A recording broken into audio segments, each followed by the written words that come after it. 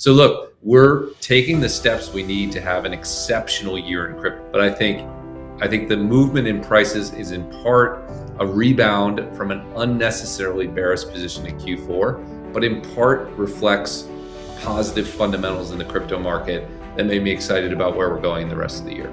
비트와이즈의 CIO이자 월가에서 가장 영향력 있는 자산운용 전문가 중 한 명인 매트 호건이 현재 암호화폐 시장의 핵심 변수와 알트코인의 미래에 대해 분석했습니다. 최근 나타난 가격 반등은 단순한 기술적 반응에 그치게 될까요? 아니면 더 큰 흐름으로 이어지게 될까요? 매트 호건의 분석을 함께 살펴보시죠. My question to you is, do you feel like the Clarity Act situation is baked into the markets right now, or do you think we're going to see some movement either way, whether we get a pass or a delay?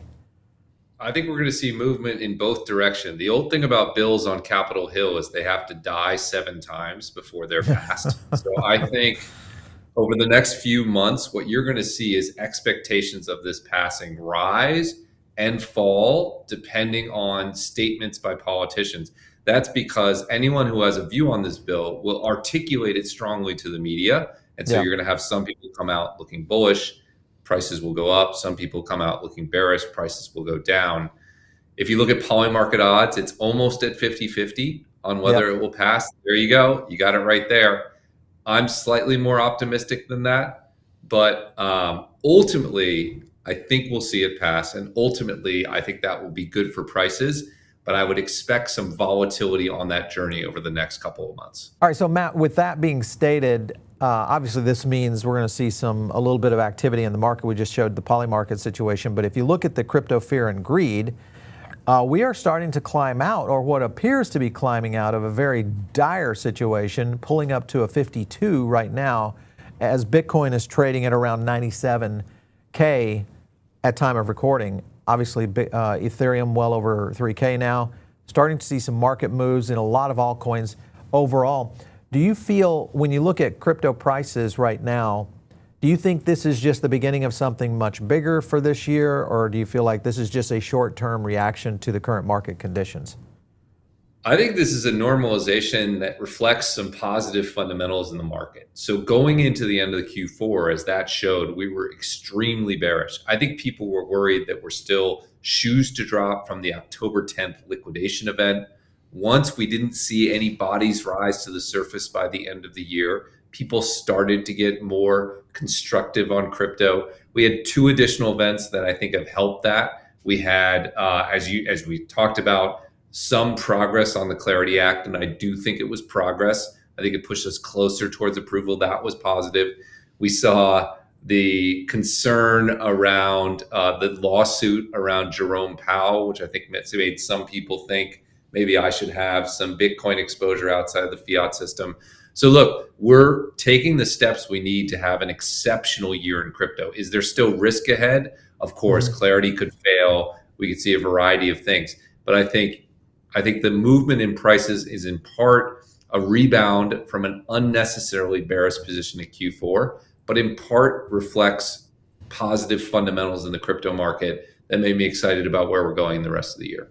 So if you go back to the last time that the Clarity Act failed, there was crying loudly on both sides. The sort of pro-crypto arm was crying loudly about the absurd parts of the bill that had to do with DeFi. Those are not perfect now, but they've improved.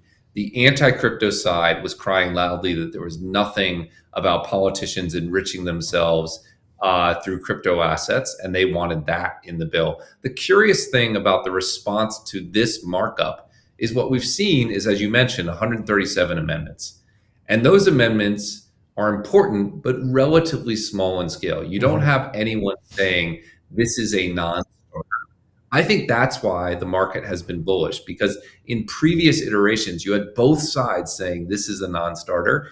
Instead, what you're seeing is we need to tweak this, we're uncomfortable with this, we're unhappy with this, but we're willing to go forward. You're seeing more incrementalism. That's why I think the Polymarket odds may be understating the probability of success. I want to get into this right here, because this is something that will happen with Clarity Act.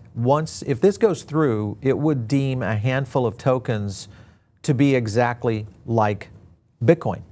For example, you could have XRP, Solana, Dogecoin, all with the same legal status as Bitcoin. classifying them as non-ancillary assets. So if that were to happen, would you say hold off on altcoin investment based on that? So hold off on altcoin investment. Depends on where your definition of altcoins goes. I do think what's within the regulatory perimeter can create a degree of regulatory capture in this space. Yeah. So broadly speaking, I think that is probably true, but it really depends. I don't think altcoin even makes sense as a term anymore. I think there's more. We used to treat that as one generic sector. I think one element of clarity that will come true is there will be winners and losers in that space and people on different sides of that spectrum. So I guess I'd be nervous about putting one big box out there. I think increasingly it's multiple little boxes, and maybe you need more granular analysis. Well, this also makes ETFs kind of in a position of king making in reality, because if this falls into this format, the ETF is really what activates some of these assets into that kind of zone. Yeah, I think there's in the bond world, there's the element of on the run and off the run bonds, where on the run bonds are the ones being traded that trade at better prices than off the run bonds. I think there's an element of that in the ETF market. I do think assets that can have ETF open doors for them will benefit from additional flows. They'll be within the institutional perimeter. And we've actually seen that in crypto over the years. There have been assets that you couldn't access in the US. There have been assets you couldn't get at institutional custodians. There's been things like parts of the privacy coin market, which have been pushed out of the institutional community and suffered for a long time as a result of that. So it's certainly the case that ETFs are a major vehicle for investment. And if you're outside of that, you're like an off the run bond. Right. And I think that will be increasingly true as ETFs become more and more important over time. Which is something that, I was talking with another analyst on that very point, is that the ETF is kind of dictating how this market swings. And obviously it did it with Bitcoin, even running up to its all-time high. So I'm in agreement with you. 매트 호건은 이번 인터뷰에서 클래리티 법안이 아직 시장에 완전히 반영되었다고 보기는 어렵다고 주장했습니다. 그는 미국 의회에서 법안은 통과되기까지 여러 차례 좌절을 겪는 경우가 많으며 그 과정에서 정치인들의 발언에 따라 시장 기대감이 오르내리며 가격이 양방향으로 변동할 가능성이 크다고 설명했습니다. 실제로 폴리마켓 기준 통과 확률이 50대 50 수준이라는 점은 이러한 불확실성을 잘 보여준다고 평가했습니다. 다만 매트 호건은 장기적으로 법안이 통과될 가능성을 더 높게 보고 있으며 최종적으로는 암호화폐 가격에 긍정적인 영향을 미칠 것이라고 밝혔습니다. 현재 나타나는 가격 반등 역시 단기적인 반응이 아니라 4분기 당시 과도하게 비관적이었던 시장 포지션이 정상화되는 과정이라는 분석을 제시했습니다. 특히 그는 클래리티 법안 통과 시 일부 코인이 비트코인과 동일한 비부수적 자산으로 분류될 수 있다는 점을 중요한 변화로 꼽았습니다. 이에 따라 알트코인이라는 단일한 범주는 의미를 잃고 규제 환경 속에서 명확한 승자와 패자가 갈리는 구조로 시장이 재편될 것이라고 주장했습니다. 또한 ETF 편입 여부가 제도권 자금 유입을 좌우하는 핵심 기준이 되면서 향후 암호화폐 시장에서는 더욱 세분화된 분석과 선별적 접근이 필요해질 것이라고 덧붙였습니다. 그리고 혹시 거래 수수료 절반을 다시 환급받는 방법 아직 모르시나요? 단 5분만 투자하면 평생 수수료 돌려받는 셀퍼럴 선택이 아닌 필수입니다. 자세한 내용은 영상 더보기란을 확인해보세요. Last couple of questions. Do you think Ethereum will be a winner on this if clarity fails to pass? Do you think that would affect Ethereum's move in general?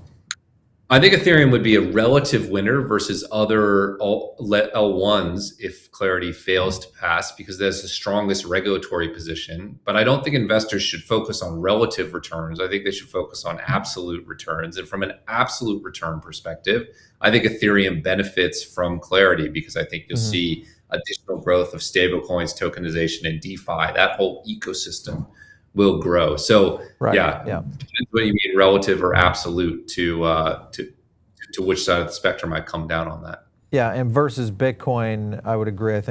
I would think that would be the same answer, right? Or would you say no? Yeah, I think Bitcoin is somewhat isolated from what's happening in the clarity space. Yeah. So in a way, it's the most isolated. ETH is the next most isolated. It's somewhere in the middle, and everything else is directly exposed. I think that's a reasonable way to think about it. But clarity is broadly good for crypto as long as it's reasonable, and I think it will lift all of those segments if we get it.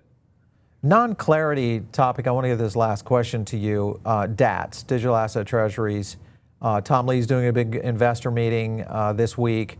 It's likely that there could be some merger discussion within that category. Do you think that's going to be good? First of all, do you think it'll happen? Do you think we're going to see mergers in digital asset treasuries? And do you think that would be good for them? Yeah, I think we're going to see digital asset treasuries evolve into new forms in 2026. I think mergers will be a piece of that discussion. I think more active use of the underlying crypto asset to do option overlay strategies and generate income and do lending will be a piece of that discussion. I think wind downs will even be a piece of that discussion. So look, I think there will be 3 or 4 different things that happen to DATs in 2026. Previously, they basically just bought crypto and held it. I think those days are over.